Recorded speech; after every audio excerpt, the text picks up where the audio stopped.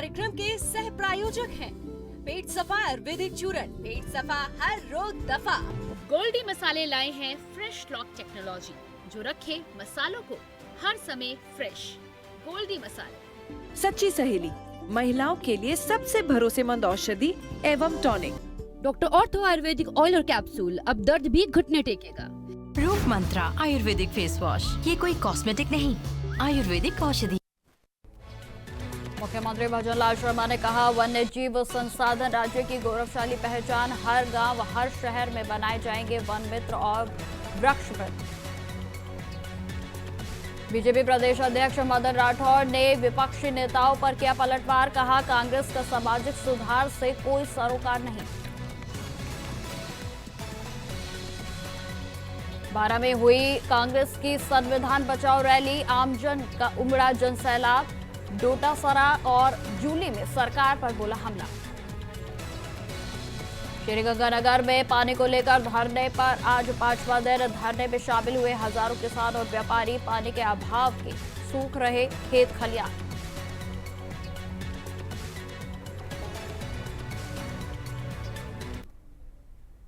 नमस्कार, स्वागत है आप सभी का राजस्थान समाचार में। मैं आपके साथ निकिता कश्यप। बुलेटिन की शुरुआत करते हैं। मुख्यमंत्री भजनलाल शर्मा ने कहा कि वन्य जीव संसाधन राज्य की गौरवशाली पहचान है। वन्य जीवों का संरक्षण और संवर्धन करना हम सभी की अहम जिम्मेदारी है। आगे उन्होंने कहा कि हमारी सरकार वन्य जीवों और जैव विविधता के लिए प्राथमिकता के लिए कार्य कर रही है। मुख्यमंत्री ने वन विभाग के अधिकारियों को निर्देश दिए हैं कि वन्य जीव प्रबंधन को कार्य की प्रभावी मॉनिटरिंग हो और साथ ही साथ इसमें जनता की आधिकारिक भागीदारी सुनिश्चित भी की जाए।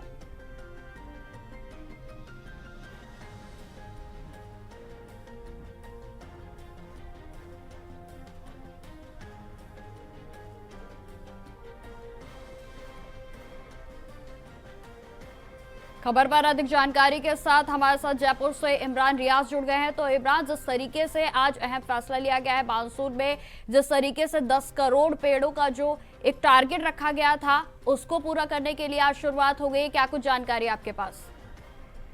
निकिता, आज मुख्यमंत्री भजनलाल शर्मा ने निवास पर 15वीं बैठक करी है वन्य जीव मंडल की, जिसमें पेड़ों को लगाने का भी संकल्प लिया है और वन्य जीव जो हैं उनके संरक्षण के लिए भी संकल्प लिया गया है। और अधिकारियों को सीधे तौर पे निर्देश दिए हैं कि जानवरों का, पशु पक्षियों का जो है, जो बाहर के पक्षी हैं, जैसे साइबेरियन क्रेन जो है राजस्थान में, जो प्रवासी पक्षी है, ये राजस्थान के अंदर अभी आना जो है इनका कम हो गया है, तो इसको पुनः लाने का प्रयास किया जाए। और यहाँ पे टाइगर सेंचुरी भी है, तो टाइगर सेंचुरी के लिए भी ये बोला गया है कि जो टाइगर्स हैं, जो बाघ हैं, उनका जो है, उनकी देखरेख जो है अच्छे तरीके से करें और ऐसा नहीं हो कि किसी का वो शिकार हो जाए।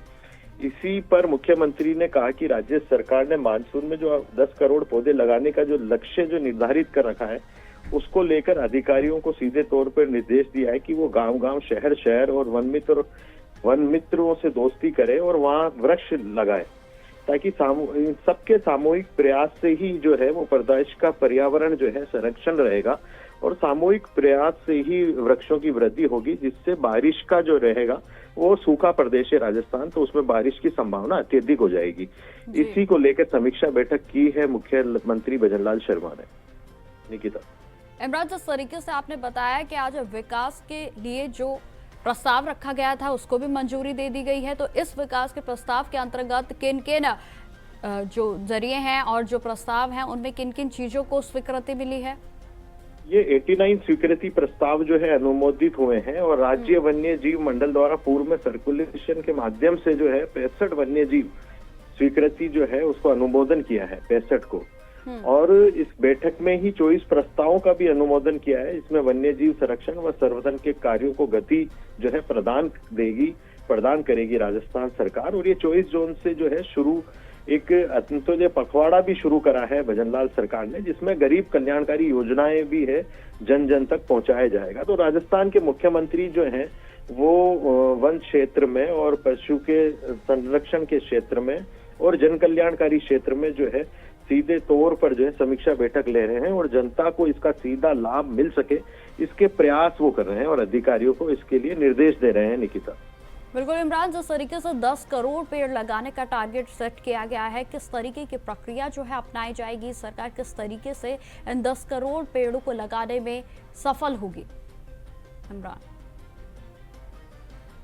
निकिता, ये 10 करोड़ पेड़ों का जो लक्ष्य दिया है तो ये जिले वाइज दिया है, और जो वन मित्र हैं, जो एनजीओज हैं, जो काम कर रही है, सरकारी जो नर्सरियां हैं, वहां से इनकी पूर्ति होगी। और वो जगह जगह पर जो है एक टास्क दिया हुआ है, टारगेट दिए हुए हैं अधिकारियों को, वन क्षेत्र के नागरिकों को भी अधिकार है कि वो अपने इन सरकारी नर्सरियों से जो है फ्री के अंदर पौधे प्राप्त करें और लगाएं। तो ये मुहिम इसकी छेड़ रखी है, और ये अधिकारियों के साथ मिलकर जनता जो है 10 लाख जो पेड़ हैं ये पौधे लगाए जाएंगे, और राजस्थान को एक ग्रीन राजस्थान बनाने की ओर कदम बढ़ रहा है। ठीक है इमरान, तमाम जानकारी के लिए आपका बहुत बहुत धन्यवाद।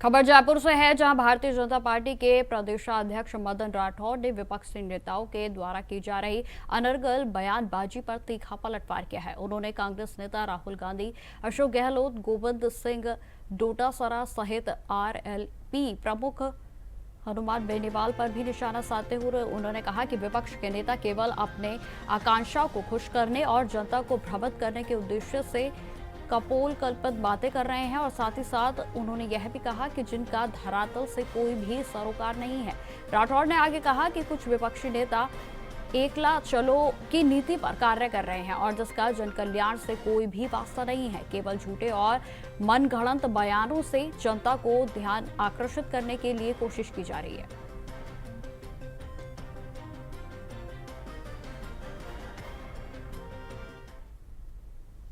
कांग्रेस केवल ट्वीट कर, यदि वो सड़क पर चले, वास्तविकता पर चले, तो सही मार्गदर्शन भी नहीं देता। केवल बैठे बैठे ऑफिस में बैठे, एयर कंडीशन में बैठे बैठे ट्वीट कर दिया, किसी पर कटाक्ष कर दिया, तो न तो कोई देश की जनता उनको गंभीरता से ले रही है। अच्छा, जहाँ तक हनुमान जी बेनीवाल का मामला है, तो हनुमान जी बेनीवाल भी कोई नीतिगत कोई राजनीति नहीं करते, उनकी कोई सोच नहीं है, नीति नहीं है। किस प्रकार से देश को समृद्ध करेंगे उस दिशा में उनकी सोच नहीं है। किस प्रकार की योजनाएं बननी चाहिए उस प्रकार की उनकी सोच नहीं है। न उनके पास में टीम है, वो एकला चलो की राजनीति कर रहे हैं और ऐसी डिमांड कर देते हैं, डिमांड जैसे बिजली फ्री करने की बात वो करते हैं, तो अच्छा लगता है सबको। तो कुछ लोग उत्साह वक्त खड़े हो जाते हैं, लेकिन जब अंत में पता चलता है 5 से 6 बार हाथ हिला बिखर जाएगा उनका प्रमाण। इसलिए वो भी चुनाव हारे। उनकी श्रीमती जी भी इसीलिए हारी कि केवल कपोल कल्पित बातें करके लोगों को आकर्षित कर देने से काम नहीं होता, नीति बनो। कांग्रेस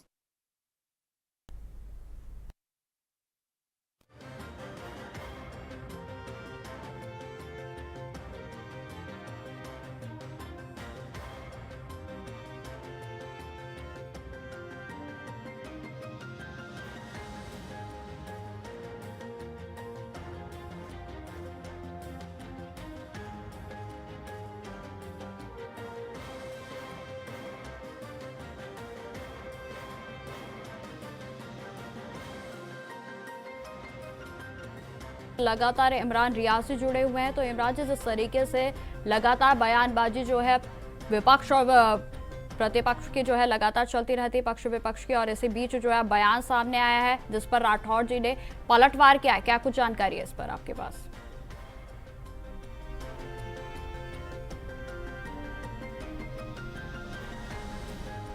इमरान, क्या आप मेरी आवाज सुन पा रहे हैं?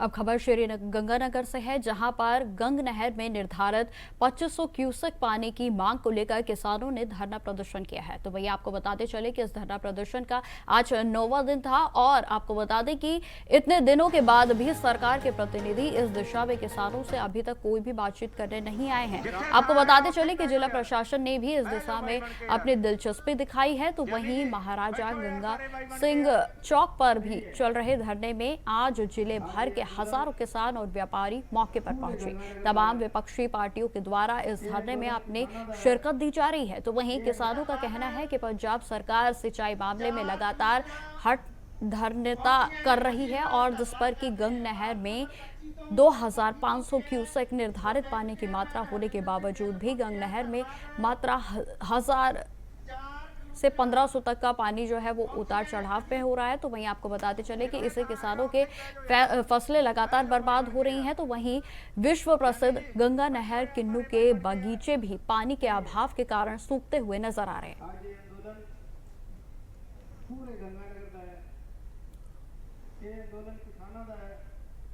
तो आपको बताते चले कि लगातार किसानों की ओर से धरना प्रदर्शन किया जा रहा है, जिसमें कि आज धरना प्रदर्शन का 9वां दिन था। लेकिन आपको बताते चले कि इतने दिन होने के बावजूद भी आज तक भी कोई भी राजनीतिक नेता उनके पास नहीं पहुंचा है और जिसको लेकर किसान बेहद निराश भी नजर आ रहे हैं। तो वहीं आपको बताते चले कि किसानों का साफ तौर पर कहना है कि पानी के अभाव के कारण उनकी फसलों पर संकट मंडरा रहा है। तो वहीं आपको बताते चले कि पानी के धरने को लेकर लगातार किसानों का यही कहना है कि जब तक हमारी सुनवाई नहीं होती तब तक वह इसी तरीके से धरने को निरंतर जारी रखेंगे। तो वहीं आपको बता दें कि आज उनके धरने का 9वां दिन था, लेकिन आज भी किसान बेहद निराश नजर आए क्योंकि कोई भी राजनीतिक दल और राजनीतिक पार्टियां उनकी ओर ध्यान आकर्षित नहीं कर रही हैं। वहीं आपको बताते चले कि राज्य की सरकार की ओर से भी उनको कोई सुविधाजनक कोई भी इस समय सुविधा उपलब्ध नहीं हुई है। 12 जिले में आज कांग्रेस पार्टी का संविधान बचाओ कार्यक्रम जोश और भारी जनसैलाब के बीच आयोजित किया गया। आपको बताते चले कि कार्यक्रम में प्रदेश अध्यक्ष गोविंद सिंह डोटासरा और नेता प्रतिपक्ष टीकाराम जूली सहित हाथोड़ी के कई नेता मौजूद रहे। तो वहीं आपको बता दें कि प्रदेश अध्यक्ष गोविंद सिंह ने राजस्थान सरकार और मुख्यमंत्री पर जमकर निशाना भी साधा। उन्होंने मीडिया से बातचीत करते हुए कहा कि तथाकथित उपलब्धियों और एक्सपोज करने की चेतावनी दी है। उन्होंने कहा कि पूर्व मंत्री प्रमोद जैन भैया पर दर्ज मुकदमों पर झूठा बताते हुए सरकार और प्रशासन की आलोचना भी की गई। इस कार्यक्रम में कांग्रेस जनों के साथ साथ बड़ी संख्या में लोगों ने भी अपना प्रतिभाग किया।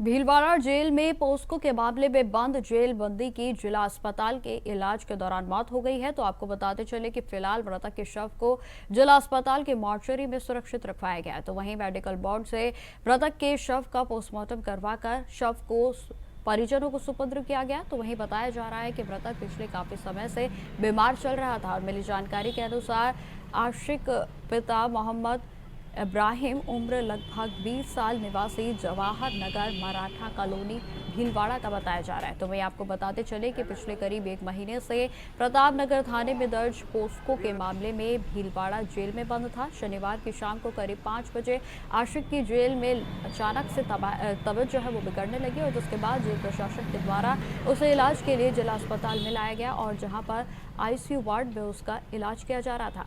आशिक ने आज जिला अस्पताल के आईसीयू वार्ड में इलाज के दौरान दम तोड़ दिया। फिलहाल मृतक के शव को जिला अस्पताल के मॉर्चरी में रखा गया और जिसके बाद पोस्टमार्टम की प्रक्रिया के बाद उसे परिजनों को सौंप दिया।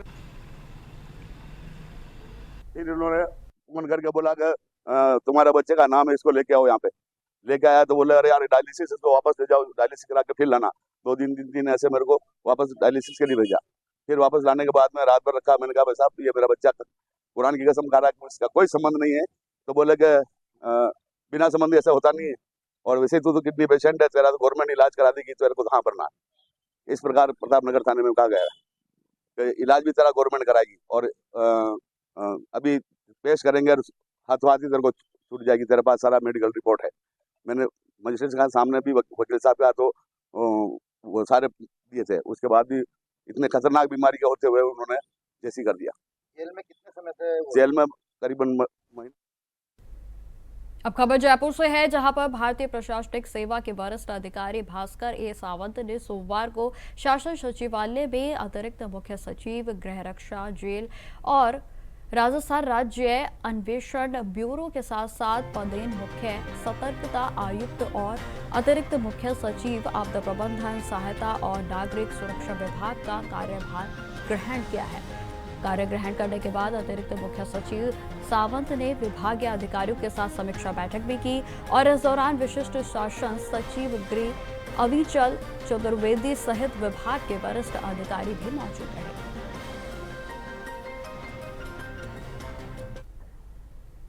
बारां जिले के छबड़ा शहर की प्रमुख सड़कें बड़े बड़े गड्ढों में तब्दील हो चुकी है। आपको बताते चले कि पूरी उखड़ी हुई सड़कों से गिट्टी से राहगीरों को जो है लगातार दिक्कतों का सामना करना पड़ रहा है। लोक निर्माण विभाग इस और आंखें मूंदे हुए बैठा है। तो वहीं शहर के हृदय स्थल धरनावादा चौराहा और अंबेडकर सर्किल से होते हुए बस स्टैंड तक सड़कों के हाल बेहद बदहाल है। तो इसी तरह से छबड़ा के भी गोर तक की सड़कों का मार्ग पूरे तरीके से खराब है। तो वही आपको बताते चले, शहर की सभी सड़कें भले ही नगर पालिका सीमा में है, शहर के प्रमुख मार्ग हैं, लेकिन इनका निर्माण और रखरखाव की जिम्मेदारी लोक निर्माण विभाग की है।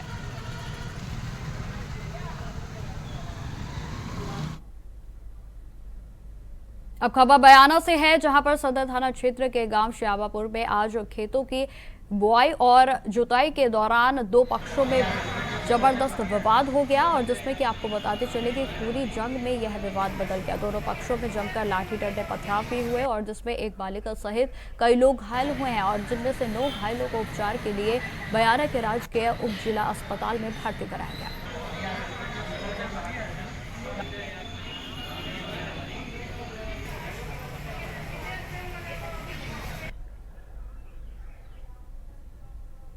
भरतपुर की आन बान और शान कांग्रेस के कद्दावर नेता और पूर्व कैबिनेट मंत्री विश्वेंद्र सिंह का 63वां जन्मदिन डींग जिले में धूमधाम से मनाया गया। तो वहीं विश्वेंद्र सिंह ने डींग पहुंचने पर कांग्रेस के कार्यकर्ताओं, पदाधिकारियों सहित सर्व समाज के द्वारा चांदी के मुकुट सहित 51 किलो फूलों की माला से भव्य स्वागत किया गया। इस दौरान सपा के पूर्व सांसद पंडित रामकिशन और भरतपुर सांसद संजना जाटव सहित कांग्रेस कार्यकर्ता मौजूद रहे।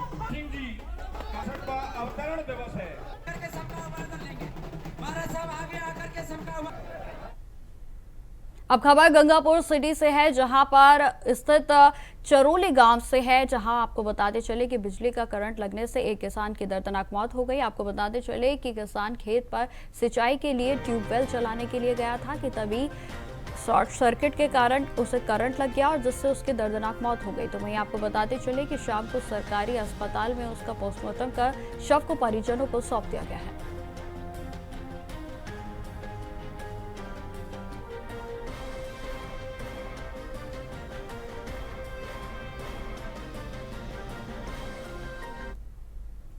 खबर झालावाड़ जिले के गंगधार क्षेत्र से है, जहां पर ग्रामीणों ने चारागाह और सरकारी भूमि पर अवैध अतिक्रमण के विरोध में तहसीलदार को ज्ञापन सौंपा है। तो वहीं आपको बताते चले कि लोगों ने बताया कि गांव के कुछ अतिक्रमियों ने चारागाह और सरकारी जमीन पर अवैध रूप से कब्जा कर फसल की बुआई कर रखी है और जिससे गांव के मवेशियों को चरने के लिए कोई जगह नहीं बची है। तो वहीं आपको बताते चले ग्रामीणों ने कई बार अतिक्रमणकारियों के खिलाफ कब्जा हटाने के लिए भी कहा है। तो अतिक्रमी ग्रामीणों से लड़ाई करते हैं, झगड़ा करते हैं और लगातार जो विवाद है ये बढ़ता ही जा रहा है और इस संबंध में ग्रामीणों ने ज्ञापन भी सौंपा।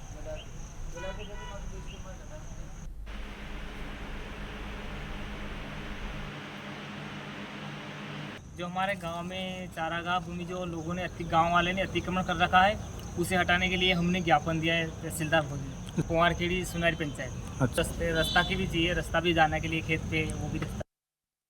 तो फिलहाल इस बुलेटिन में इतना ही। देश दुनिया की तमाम खबरों की जानकारी के लिए बने रहे हमारे साथ। नमस्कार।